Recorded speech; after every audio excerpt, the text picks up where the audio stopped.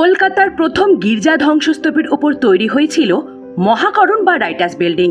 1772 সালে Warren Hastings Bengal প্রেসিডেন্সির governor হয়ে ভারতে আসেন। সেই সময় ইংল্যান্ড থেকে বহু রাইটার বা করণিক কলকাতায় আসতে শুরু করেন। তাদের থাকার ও কাজের জায়গার প্রয়োজন থেকেই 1772 থেকে 1780 সালের মধ্যে টমাস লায়নের পরিকল্পনায় তৈরি হয় কলকাতার প্রথম 3 তলা এই বিল্ডিং। মহাকরণের স্থাপত্যে রয়েছে গ্রিক, রোমান ও ইউরোপীয় শিল্পীর ছোঁয়া। ভবনের ওপরে রয়েছে রোমান জ্ঞানের দেবী মিনার্ভার মূর্তি। এছাড়া রয়েছে গ্রিক দেবদেবী জিউস, হারমেস, আথেনা এবং ডিমাটারের মূর্তি, যারা বিচার, বাণিজ্য, বিজ্ঞান এবং কৃষির সমৃদ্ধির প্রতীক। বর্তমানে যেখানে মহাকরণ দাঁড়িয়ে আছে, সেখানে একসময় ছিল কলকাতার প্রথম গির্জা সেন্ট অ্যানিস চার্চ।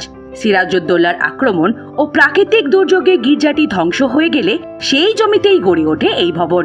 1877 সালের মধ্যে কলকাতার প্রায় সব সরকারি দপ্তর এখানে স্থানান্তরিত হয়। 1911 সাল পর্যন্ত এখান থেকেই পরিচালিত হয়েছে ব্রিটিশ ভারত ও অবিভক্ত বাংলার প্রশাসন। স্বাধীন ভারতে 2013 সাল পর্যন্ত পশ্চিমবঙ্গে প্রশাসনিক কাজ হয়েছে এই বিল্ডিংয়ে।